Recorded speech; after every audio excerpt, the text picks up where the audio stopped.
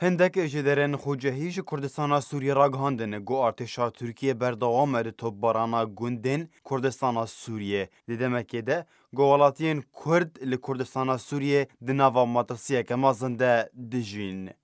لگوری زانیاریان آرکیگو ایرو دمجمر یازده و نیورو ارتشا ترکیه گنده تلجیهان یا بسر ترپسپیه و تو باران کر گود انجام ده به تنه زیان مادی هبون گو هندک مالن ولاتیان و اوتومبیلا ولاتیه کی هاتن آرمانچ کرن. بریان هاجی در بسر اپوزیسیون سوریه و راگهاند بون گوسی خوریا ترکیه 700 چکدار جو گوندوارن حلب درباسی ترکیه کرنه و دورن سینوری برانبری دورن کردی لکردستان سوریه بجه کرنه.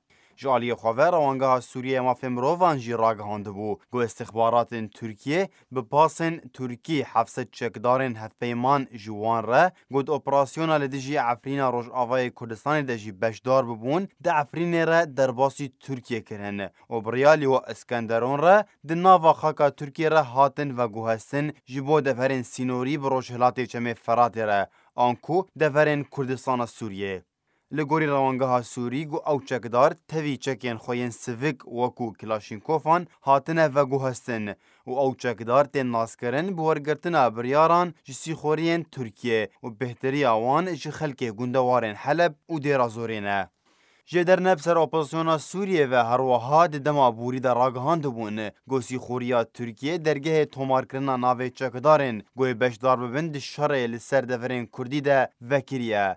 دروژن بوریده جه در نتایبه آرکره اشکره کربون گو ترکیه بهتر جه 2000 چکدار لکامپین لشکری ده لدورین سینوری کم کرنه به ارمانجا در باس بونا دورین روش هلاتا چمه فراته. لف و تفگرا ترکیه لسر سینوری وی به کردستان سوریه رجعالیه کی و تفگرا چکدارن پیده و آمدکارین شر ترکیه بوی جه مطرسیا ولاتین کرد لکردستان سوریه.